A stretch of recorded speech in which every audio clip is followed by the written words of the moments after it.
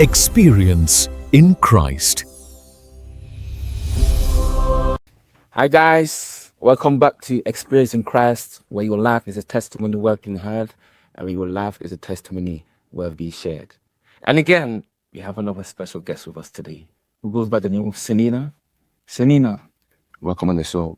Thanks for having me. Yeah. With that being said, just give us a little bit of a rundown of who you are and what you do. So, like I said, I'm Selena, and I'm a current graduate student. And I'm in the creative industry, I'd say. Lots of my work and my future career revolves around community and using the arts to better the community. That's fantastic. That's a beautiful explanation. So, with that being said, what led you to give your life to Christ? So, I was christened as a baby, so I've always been in that. However, it wasn't until I started uni that I had a relationship with God myself, and not through family and culture and things like that, and found Him for myself. And it was first year, and it just wasn't going well at all. I had no friends. Obviously, I moved away from my family, and it was about April, May time. So this was quite well into first year, almost finishing that, and no friends. I didn't like any of my flatmates. I didn't like anyone in my course, and then I didn't like my job at the time either. And then I met someone that went to RY, and they said, "Oh, do you want me to come one day?" And I said, "You know what, sure, I'll give it a try." And then from there, I started to see young people working with Christ. And then when you had the worship night, that solidified it for me, because I always connect with people through music. And then obviously you've got the instrumentalist, and then I know that you led parts as well, and it just changed something within me, and then from there, that's it. That's a beautiful man. You see how you said that you didn't necessarily connect with people when you first came to uni and stuff like that. Is there a particular reason as to why that was that you couldn't really connect with people? Yeah, well, that's the thing, because I've always been really good at making connections with people. I've never really had difficulty with that. And then making friends, like, not serious friends, but making like work friends or friends here or friends there. That's also something I've always been good at. However, when I came to uni, I just wasn't finding my people. Like, not even in the slightest, just no one that I could truly relate to, or anything like that. And I think it was literally God saying, preparing me for a whole new community, because I've never had a community I've never had a Christian community outside my family before. So I think it was God preparing me. But yeah, it was about 7-8 months of just nothing. Yeah. During that time when you wasn't really around people, how did you cope being by yourself? My family was an amazing support system at that time, because although obviously I can't go home all the time because of uni and things like that, I could call my mum whenever. And then my cousins as well, they came up a few times to visit me. And then my brother as well was amazing, because every time I would go home, he'd pick me up from the train station and then we'll just do something. So my family really did help me during that time. Just always being there whenever I needed it. Yeah. That's really, really good, when you say that, because it was almost as if, like, during the time when you couldn't really find, like, your people that you directly relate and connect to, your family was always kind of there to be that supporting community for you in your time. Yeah. It's really, really good, because in the day and age, not a lot of people have that. Family. Yeah. So, really, really good that you had that system of goodness to really support you. How close would you say you are with your family? I'm super close with my family. With both my parents, I've always been they've always been there, you know. And we're all very different, but yeah, they've always been there. And then my brother's very different from me as well, but he's always been there.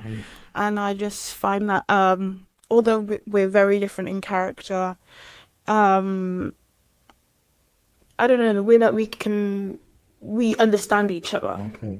So it doesn't matter that we don't do the same things. We don't have the same experiences at all, none of us. But yeah, we can understand each other and have respect for each other, and that's what's the most important. To be fair, yeah. That's powerful. You spoke about how like we're all different, but you understand one another.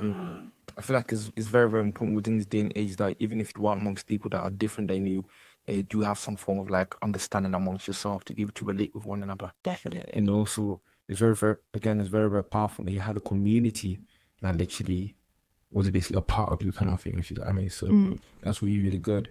So up until the point where you did end up finding a community, what was the transition like from having no community around you at all, with people that you can relate to all of a sudden having a people that you can actually connect with from uni standpoint?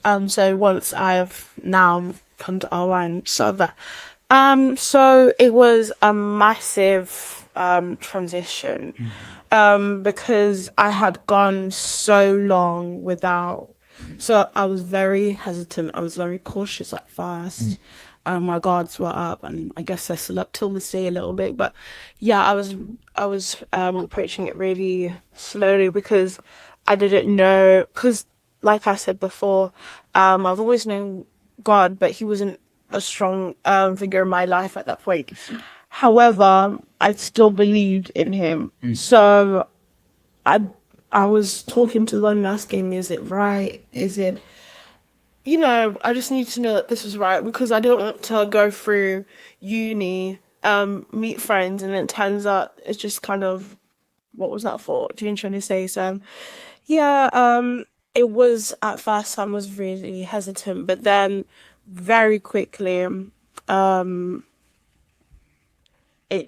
I clicked really quickly with a lot of people from RY, and that was the end of that. Yeah. So would you say that it was literally a case about once you found like a Christian communist, all of something it actually shipped from you? Yeah. And it's funny because I wasn't looking for one at all in the slightest, but I was looking for a black community because outside of RY and other fellowships, there's not a strong black presence in Derby. So, and then obviously that was my experience because my flatmates, I was only person of colour there. In my course, then there was like two. And then at my job at the time as well. So, yeah, I was looking for a black community, and it just so happened that they also was a Christian community. So, yeah. You just ended up just mingling. Yeah. Yeah. But, man, it's amazing, man. Guys, again, you just goes to show the importance of, having the right community that you can be around with, Christ is literally the way. So when you are able to find yourself a community in Christ, it's an amazing thing because you're literally on the same path of figuring out with God to really shook with Him, but also understanding who you are within that environment where you all think alike or are somewhat on the same journey towards finding Christ, if you know what I mean. So that's literally very, very good. It's a powerful thing.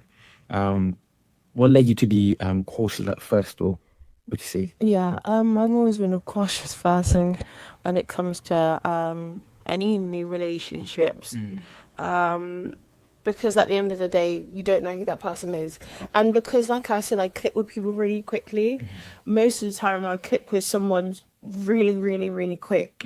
And then after a week or a month, I get it dies down. Because obviously, when you click with someone so quickly, you don't learn each other. Okay. So I was cautious because I didn't want to do the same this time again.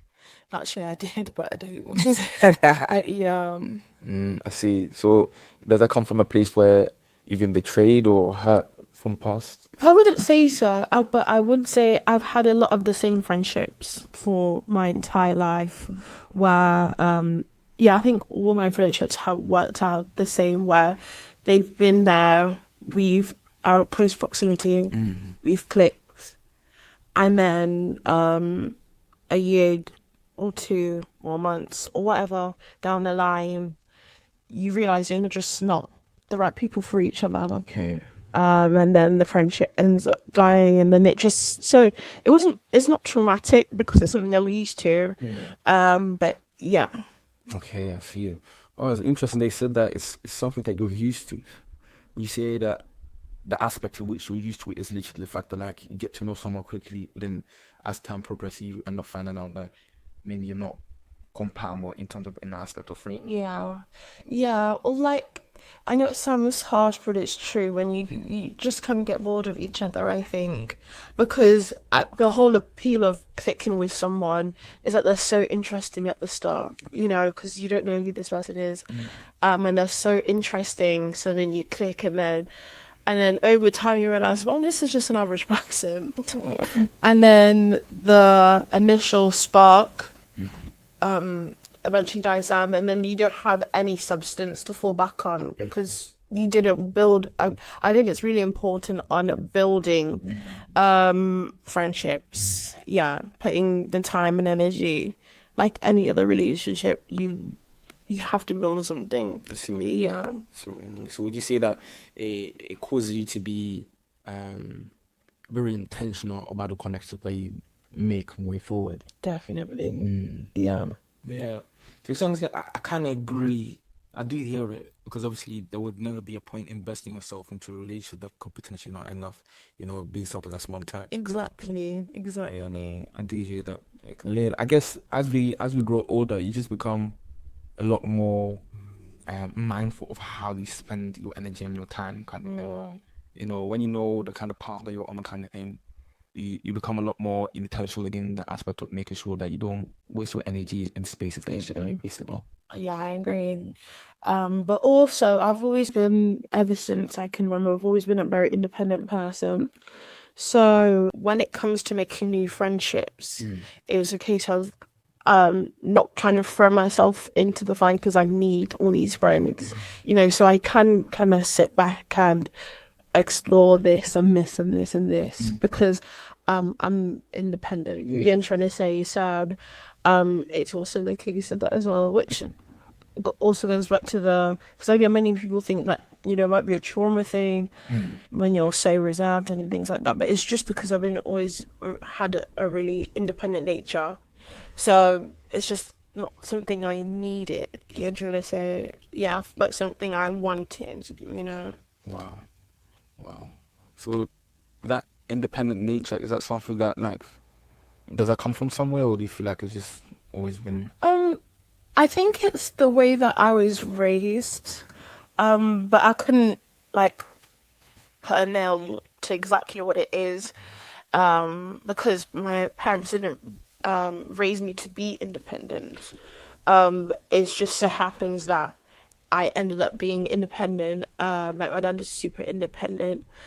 Um, yeah, I just always found value in being independent, and I've always thought, for a young age, that it's best to be by yourself than rely on others. And then from there, over time, instead, I relied on myself to do things. Because my mum always used to say, especially when it comes to like cleaning and stuff like that, she'd say, "There's no one better to do it than yourself." So then from that, it's just I've taken that mantra for everything. Like, there's no one better to do this one thing than me. So you're trying to say, yeah. wow. Wow. So would you say that it's a case about it, you can be independent, but you also know like how to be dependent when it's necessary, or I don't know if I do know how to be independent. I don't like relying on other people. I do because sometimes we have to, but I don't like it. I don't like asking people to do things for me. Ever. Yeah, no, I don't like that. Yeah. I can kind of relate to that because it's there's been times in my life even where like, you know, I know that I should be asking for help, but end up not asking for help. So I make it harder than it actually needs to be. Yeah. So that's kind of like the disadvantage of kind of being dependent on yourself, kind of. Yeah. Because it's like you know that the help is there. You know if you ask, you can get that help. But would you say that it's a kind of like a pride thing, or do you feel like it's just maybe not being used to it kind of thing? I think it's more of like the embarrassment, because although it's irrational, because although I know that if I ask my friend to do something, 99% sure they'll say yes. That 1% creeps in, and I'm like, but what if they say no? What if we're just not that close? Do you know what I'm trying to say? So I don't ask because there is a chance that they'll say no. You know what I mean? So I don't bother. So You know. silly. Also, you briefly mentioned about how you went to an all-girls school. Yeah, I did. And how was that for you, that experience of not being mingled and from that stuff? I think what everyone, so I'll say this to begin, everyone that's not going to an all-girls school has this perception that you need men to function healthily. And now I can see yes. You're open to the idea? Yeah. Yeah, and now I can see that, you know, especially growing in my faith as well, I understand why God made man and woman, you're trying to say. But at the time, I just didn't. Man was just outside.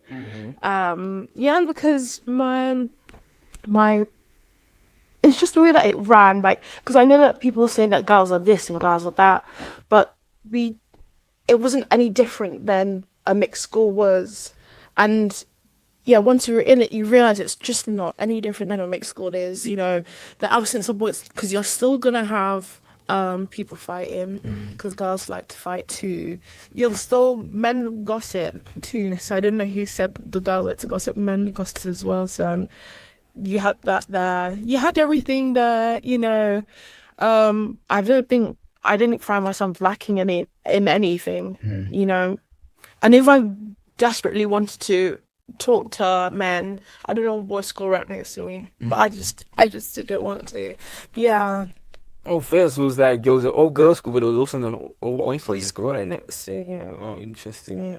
How do you feel like being in an all-girls school kind of like shaped your mindset moving forward? It made, well, I think naturally you have sisterhood, womanhood. So, and that's always been engraved into, you know, men have, you know, your boys and everything, and then girls have, oh, I've got my girls, I'm trying to say. So that, I don't think it was stronger because I went to an all-girls school. But I will say, it was, like I said, it's difficult because it was all I knew. And it wasn't until my last year in college. So, and then obviously in primary school as well, I had predominantly female friendships. I had a male best friend, but apart from that, most of my friends were women. And to be fair, most women have predominantly female friends enemies because that's just how it goes. So I didn't find it strange until I started college, and I went to a mixed college now. And my very first day, I think it was my drama class, and the boys were just there, and it was just like a bit strange. Not for long, but like for 10 minutes, because I just wasn't used to not many men in a room. It was just that I wasn't related to. So, yeah. You see, it felt a bit strange. I got used to it quickly. Like, it wasn't for the whole hour. Because obviously I've seen men outside before for like a good hour in it. I was just like, what am I doing? You guys couldn't wrap my head around that. That's funny. So it was like, so the whole all girls and then transitioning into a mixed was initially during your college phase. It was college, yeah. And it wasn't first year college because I still had my secondary school friends.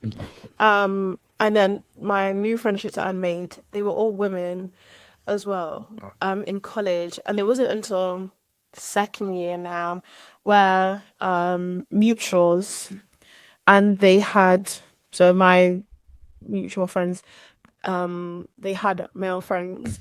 And then regularly there was just boys around. And then at first it was just something I wasn't used to, because the last time I had male friendships was when I was like 10. Do you know what I'm trying to say? And the difference between a 10-year-old and, a 17, 18-year-old is massive, you know? So, yeah, it was weird at first, but I got used to that. And then coming to uni and everything, then more and more and more. Yeah, and then it's just like, it's natural now, obviously. And that's when it goes back to what I said at the start, that at the time in school, I didn't think too much into it, but now I kind of understand the value of having male friends as well. Do you know what I'm trying to say? Because yes, I do have cause male relatives and things like that, but they're they're only going to tell me so much. You know what I'm trying to say? So it is important that you do have male friendships, or even interact with men. Do you know what I'm saying? And you don't just sting the girls. Yeah. Wow, very, very powerful. Mm. You really touched upon having a male best friend. What was that like? That experience having a male best friend. The thing is, with all my male friends in school, not necessarily primary school because you don't know, but in college, like in the start, because I said I had friends, but in the first year, before I made other male friends, they were all gay. Oh, So, all they were more feminine. So, all they were into the things that the girls were into. So it was the same for primary school and things like that. As my male friends that I had then, yeah, they liked the one of them, but they also liked, because I was a face kid, so they liked dancing and they liked singing, and they liked the things that I was into. Do you know what I'm trying to say? So. And that was the same with my genre friends that I made in college, is they were into the dancing and the singing and the acting. So that's it was a whole different kind of friendship. Yeah. it was based on that mutual interest in friendship. Yeah. And you still saw them as one of the girls, like as harsh as it sounds, because they were leaning so much into their femininity, and they just hung out with us, just like normal. You just didn't see them as men, and I'm a woman. We didn't see each other like that. So Wow. You feel that whole men being feminine, where do you see that comes from, kind of thing? Because not all men have that kind of like the feminine tendency. So in because obviously I mentioned at the start that I'm creating. So in this industry, many, and I'm not going to say all, but many men that you do meet are going to be more feminine. I wouldn't know, because I wasn't raised as a man. So I don't know if from a young woman you're taught that singing is feminine. I don't know what your parents are teaching you, but that's what I was noticing. The ones that were doing choir with us were more feminine, and then on the opposite side, you had men that were playing football, and they would never sing in choir because that's too girly. Do you know what I'm trying to say? So I can't say where it's from, because I've not been raised as a boy, and I always thought of singing and dancing as something that's unisex. So yeah. that's what you mean. Wow.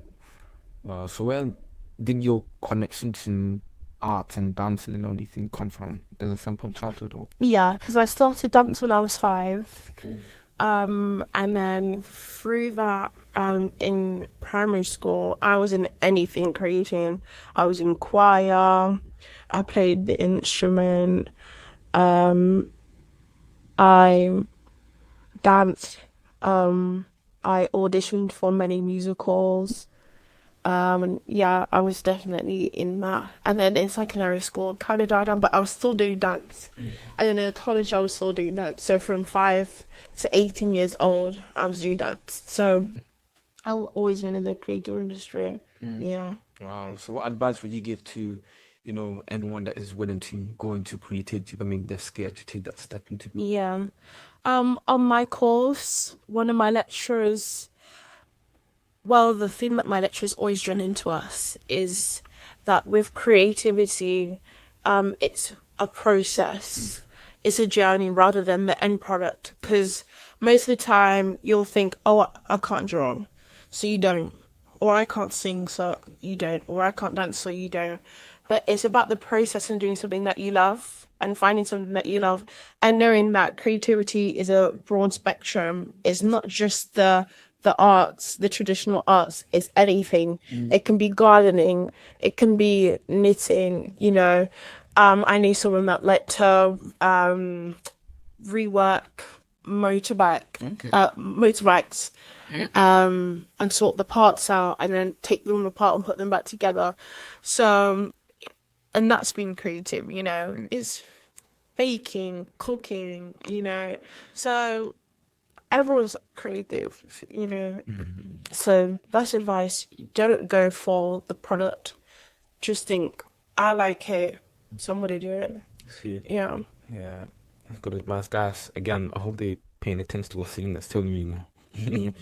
But yeah, so there was an aspect where he literally said that he tend to connect with people based on music and all. So would you say that without that wouldn't be able to really connect with people like that, or where does that connection stem from? Like, could creators and stuff. Connecting with more creatives, I think it's a mutual interest thing. But I wouldn't say I cannot connect to people that aren't creatives because, in fact, most of my friendships for all my life, most of them haven't been. Because obviously, I've said the people that have been, where majority of them haven't been in these fields, law or medicine or something like that. However, like I said, I believe that everyone's a bit creative, and their hobbies or something can spark something within them. For me, creativity is more of like an interest, liking things, and I think it's super important to like things because some people are so serious. Do you get it? So, creativity comes from just liking this and liking that and dabbling into this and dabbling into that. And then I know you said music. With music, I've always connected to people that either play instruments or they like to sing. And once again, I don't mean professionally, but they just like listening to different kinds of songs and listen that. It's just about dabbling into loads of different things because that's what life's for at the end of the day, Makes a lot of sense. So, what skill or passion do we have that you'd like to use to impact your generation? For me, it's been dance.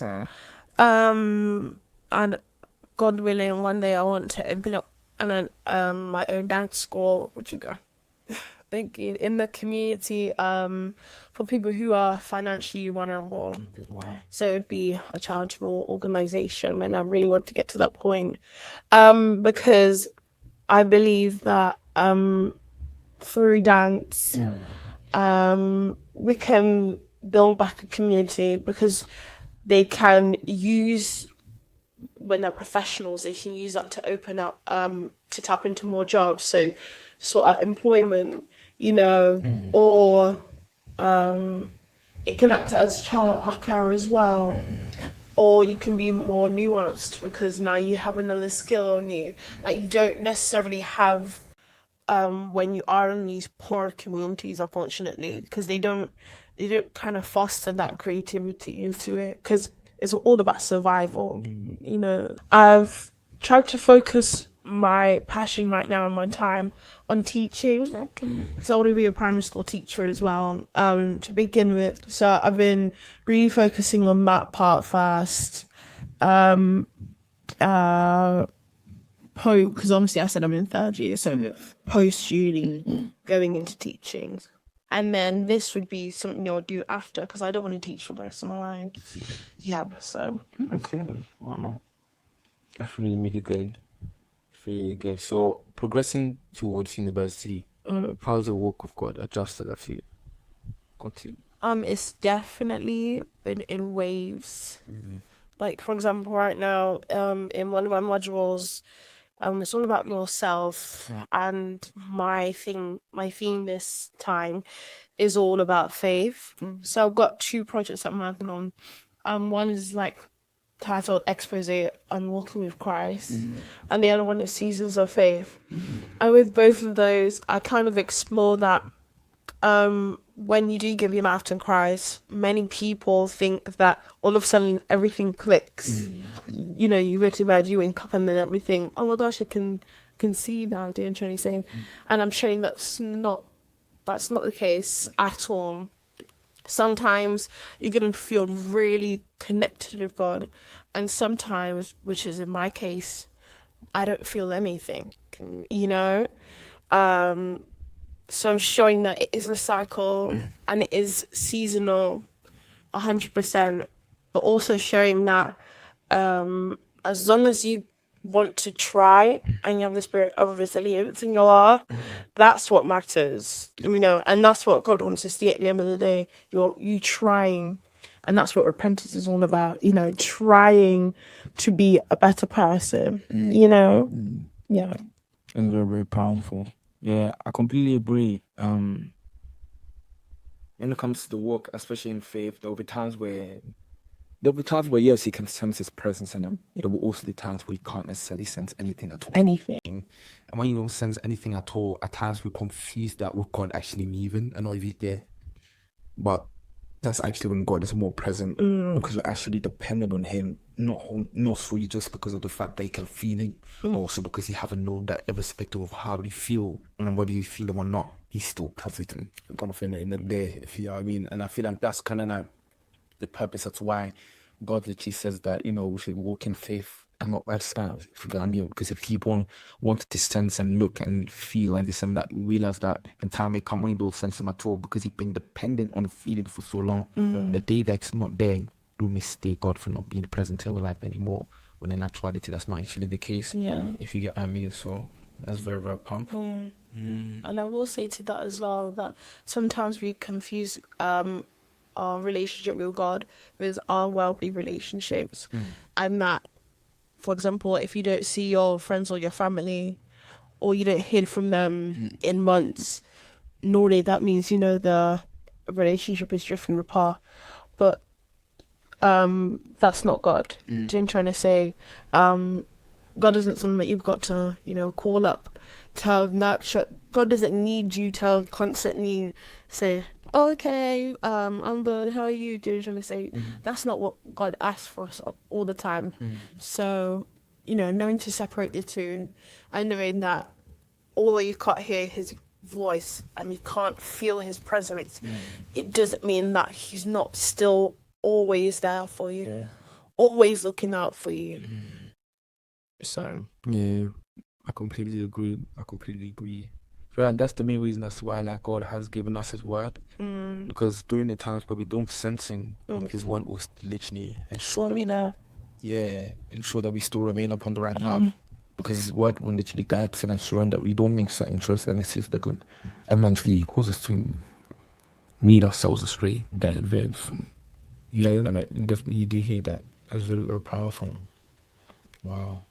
So if you could describe your relationship with God, what would you describe it as? Well, currently, trying to pick back up the pieces, because when I was looking for placement at the start of third year, I was emailing and calling for Selena, and I had responses back. However, there was always something they couldn't much give me the hours I needed, or the vicinity, or because in, you know, the arts realm it's very underfunded. So one of them, you know, the business shut down and this and that. And it got to the point where it was January and my lecturer was like, you know, you're starting late, you might not graduate.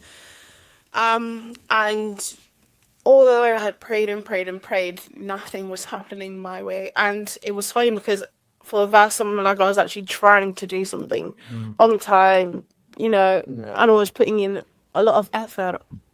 And then knowing that I was praying and just nothing was happening. And then after so long, it gets to the point where you think, well, this just doesn't like him. And I just stopped seeking out God completely at that time. And then it's funny because then I did get a placement, and instantly, as soon as I got that Teams call for the confirmation, it solidified the fact that God was there the whole entire time, the whole time. And yeah, so now I'm just trying to, because it was a really hard thing, because I feel like I know I lacked faith. And with lacking faith, you stop putting your trust in God, you stop putting your belief in God. So trying to build back that relationship now again has definitely been important to me. Yeah.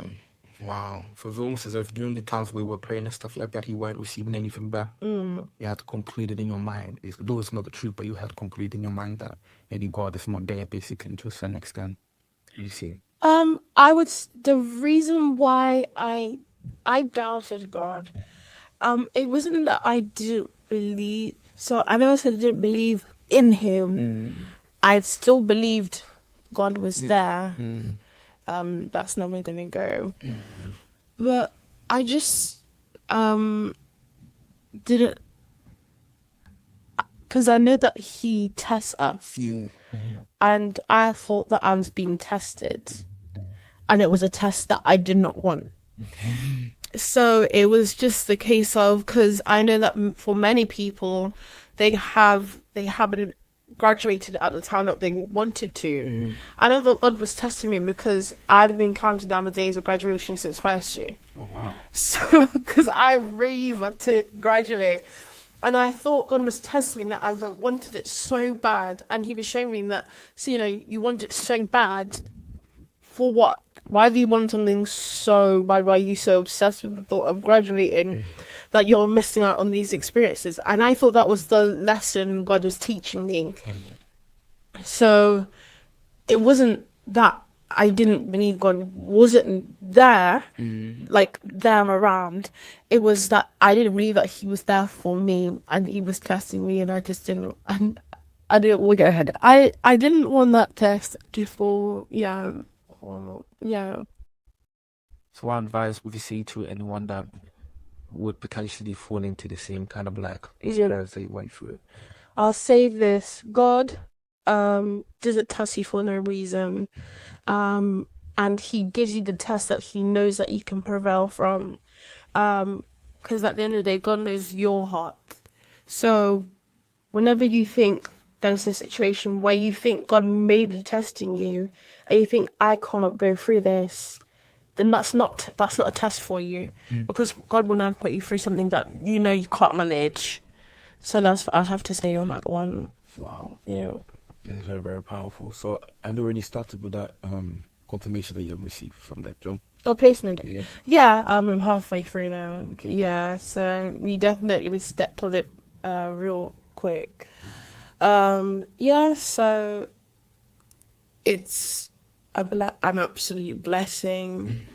And I was so grateful, because God forbid, but if something hinders my graduation, at least I know it wasn't because of something that was out my control, which is finding a placement, because I was communicating. Do you know what I'm trying to say? So yeah, that's out the way now, and I can focus on other things that are in a work power. Yeah. Experience in Christ. So in terms of you wanting to graduate and stuff like that, does it come from a place where you're in a rush to finish, or in a rush to move on with life, or where does it come from? It came from last year, and my absolute hatred for uni. And the funny thing is, although I want to get into education and teach children, I've never, except from primary school, after primary school, I've never loved school. Okay. I've always saw it as a drag. However, I understand, and I've always understood the importance of it, and how fundamental it is in taking you from A to B and using it as a tool to have in your back. So although I do hate university, and I won't pretend I don't, because I do hate it, I understand that it's going to help me go from this place to that place, so. Oh, very powerful. I can relate to that actually. I don't really enjoy uni like that. However, I will say that there are benefits to it because of, if it's utilized in the right way, it can literally build you up to be someone else and a different version of yourself compared to who you were before you even started. So, yeah. What's your opinion concerning people who say that like uni is a waste of time and all those things? So, I think it's ridiculous. Because I can understand. I can understand you not falling into the field that you were studying at your time at uni, and I can understand you go into a different adventure. However, I do believe every second, every minute, every day of our lives, all the years of our lives, experience is all experience, and you should never take experience for granted. So all my good days and my bad days, I like to think of them as like, fridge magnets. So we're collecting, all put on the fridge, so that at the end, I've got all of this. Well, because that's how you learn. And that's what I'm saying. That's why I believe education is so important, because it's all about learning. Learning is fundamental.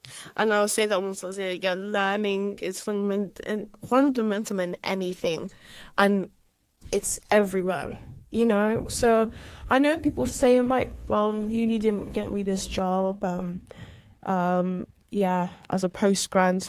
No, now still I'm inviting to seeing Greece and somewhere like that, so they think it's a waste of time, but it's never a waste of time, because now that you've moved away, if you have moved away from uni, you've learned how to live by yourself. You learn how to do things for yourself that you would never have learned if you stayed at home. You made friendships, you made a falling out of friendships as well, and then you take that on board as well.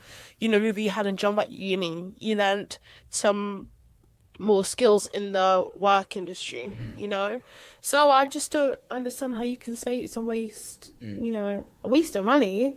I can hear that, it's expensive, but that's the only thing I can hear, I completely agree with the statement. It's all about learning, because I strongly believe that the moment that you stop learning, you stop growing. The moment that you stop learning, stop developing, if you know what I mean. So, literally, if you stop learning, it's just a case of where you will find yourself stuck whilst everything else is moving ahead in life. Yeah, you stay behind kind of thing, because as life keeps on evolving, technology and all these things has become more advanced and everything. And overall, with just, our environment, people's skills and all these things, you could be independent on your own, managing your own time, stuff like that. If you never go out of the way to actually learn how to do something differently, you'll just find yourself constantly stuck in a place until you do put yourself out there to yourself in a different way. Yeah. So I do completely understand why learning is very, very important and why it's key, because if a toddler stopped learning from the time that they were a toddler, by the time that they get to an adult, they will lack in so many different areas. I feel like that's another reason as to why sometimes there are women who are girls and girls who are women, and there's men who are boys and boys who are men, vice versa on both sides if you represent. I feel like the moment that you stop learning again, your growth is stagnated in a certain extent. Definitely, yeah. And you become narrow-minded, because although you're maturing, obviously day by day, scientifically your body is growing day by day. With biology in your brain, you actually have to learn and have new experiences to increase your brain matter. Okay. And obviously increasing your grey matter means you're forming more neural connections, which means not only outside but inside, you learning more things makes your body level up, in a sense, perform at a higher rate. So not only is it external that you're picking up things and, leveling up, impelling your body needs that as well. Your body, and you mentioned toddler as children. That's why, you know, we're taught about motor skills and picking things up and drawing and this and that. We need these things just as much as we need water and food and shelter, because that's how we learn. You know, that's how we grow in that sense as well. You know, and we need that for not only our mental development but our physical development as a baby. You know, you have to do these things to physically grow. You know. It's interesting you said that. So it's like, it's almost as if like as you're a child, you basically feed yourself, or the parents will feed the child with his essentials basically to ensure that he develops and grows to the stature that he is get to. But then at the same time, we also need to do the same with the aspect of, you know, education and brain. Yeah, because it doesn't just stop when you're a minion. I think that's what many people think, and that's why, because in my course it's all about like playing, and that's why I said creativity, and we still like to play, I guess, even as adults, because it's learning. You know, of course, it's not just about Lego or something that you might do as a child, or painting, but it's just through play you learn. So for example, if you went to kick football every Sunday with your friends, you know, you're learning. It's true. You know, even as an adult, you're still learning doing that. If you're picking up baking just as a recreational activity, you're learning. You know, you're growing the same way that you did when you were a baby. You need it now, you know? Yeah. Well, Selena, how would you say that learning has impacted your life? For me, in school, I loved learning, because I noticed now, like, I hate the education system. I can, and I do, but I can appreciate, but not because of what it's done for me. It's what it does to others. That's why I don't like it. But for me, I've definitely benefited off of the education system. I was a bit of a nerd, to be fair. I was in everything. I loved everything: history, maths, science, except for physics, but everything else, English, geography, anything I loved. So, and I didn't have a favorite subject at the time either. I just loved every single thing. Going back to earlier when I said about my friendships, that they're not always having the same thing in common as me, is that I can learn to appreciate the things that they do. For example, medicine, that's never going to be something I want to get into. However, I can learn to appreciate it because of my biology class that I took, you know, in year 7 in primary school. I can appreciate it because it's important. You know, history, don't want to be a historian or an archaeologist or anything like that, but I can appreciate it. You know what I'm saying? And it's, for me, learning has given me not only a basis of intelligence in each subject, which I think is important, but it's also made me respect others as well.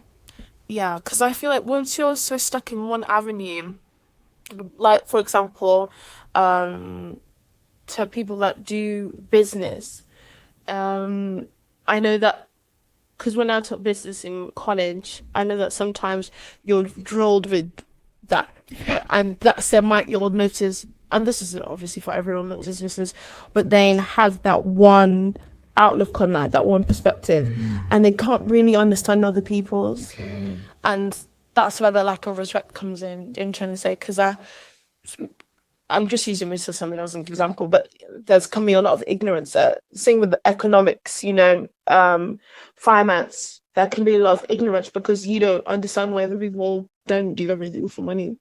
You know, so just something like that. Yeah. You briefly said that you don't like education because of what it does to others. Yeah. What do you mean? Yeah, so the reason why I wanted to be a primary educator is because so recently I've been speaking with a lot of people who are neurodivergent, as well as specifically Caribbean boys. So For men that don't know, what is it to be a neurodivergent? Neurodivergent to ADHD. So, formerly known as a learning disability, but now known as neurodivergent. And so ADHD, autism, things like that, not as being neurodivergent. And these are the things, the way that, you know, your brain has developed that can hinder you in class. Like, for example, I know that an example is having ADHD. You might be more vocal in class, and your teacher can see that as you being a disruption and shutting you down completely. And statistically, people who are neurodivergent are the most likely to drop out of education because they're not understood. So I kind of want to bring them back in and give them the space to prosper just like everybody else, you know. And then I mentioned Caribbean always as well because I'm Caribbean, and I've seen that for the male community, they don't value education. Well, they're not raised to value education as much as the women are, and as much as compared to Africans as well. Because I know that at least the ones I know, for many of the boys that I know, their parents have drilled into them, school, read your book, go on time, this is what you're taught, sit down, do your homework. Whereas in the Caribbean community, it's not they're not so much on your legs. So they drop out, or they might do football or something. Yeah, man, it's true. I can relate to that.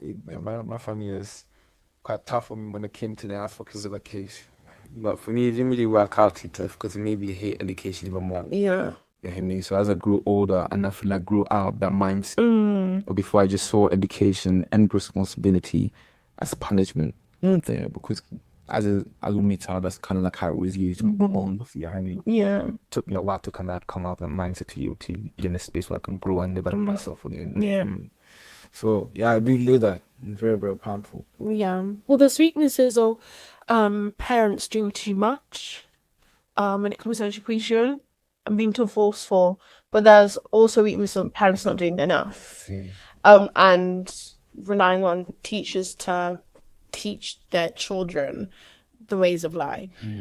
Yeah, and I think you'll notice, you know, in the UK, majority of unis, they just don't have the numbers of Caribbean boys compared to African boys. So I'm not making it up. They're not going to uni as much as, because I'll give credit to the ones who are here, but they're not going as much as African boys, and it's just because it's not something that's drilled into them growing up. Because for them and for what I've been around as well, is if you're good at, it's more about labor.